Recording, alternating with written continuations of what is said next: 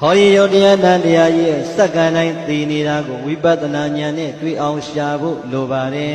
ဟောဒီယုတ်တရားတန်တရားကြီးရဲ့စက္ကန့်တိုင်းအနိစ္စဆိုတာကိုစာရဲကအနိစ္စခန္ဓာထဲမှာတွေ့အောင်ရှာဖို့လိုပါတယ်စာရဲကဒုက္ခခန္ဓာထဲမှာသိအောင်ရှာဖို့လိုပါတယ်ငါဖြစ်ခြင်းသလိုမဖြစ်ဘူးဆိုတဲ့စာရဲကအနတ္တဟောဒီခန္ဓာမှာတွေ့အောင်ရှာဖို့လိုပါတယ်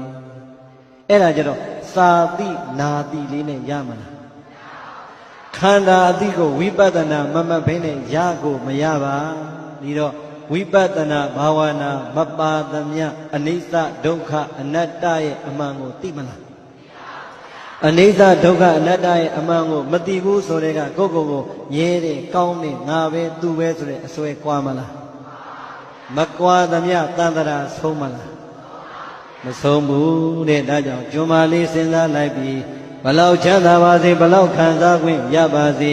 ဟောဒီခန္ဓာကိုယ်ကြီးရပြီဆိုရင်တော့အိုတဲ့မျိုးဖြစ်တဲ့အတွက်အိုရမှာမလွဲပါပဲနာတဲ့မျိုးဖြစ်တဲ့အတွက်နာရမှာမလွဲပါပဲသိတဲ့မျိုးဖြစ်တဲ့အတွက်သိကိုသိရမှာမလွဲပါပဲဘာလို့မလဲတဲ့အိုနာသိမလွတ်သမျှတော့ငါတို့လိုချင်တဲ့ချမ်းသာအမှန်ရမလား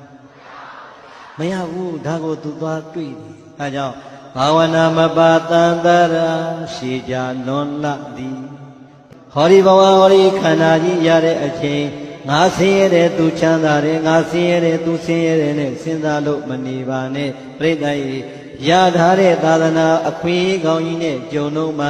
ရထားတဲ့ယုတ်တရားနန္တရားကိုဘာဝနာလေးပွားလိုက်မယ်ဆိုရင်တော့ဝိပဿနာဉာဏ်ရရင်ပါရမီကုသိုလ်ပါလိမ့်မယ်အနိမ့်ဆုံးအပင်၄ပါးတကားပေါက်တော့ပြိပါလိမ့်မယ်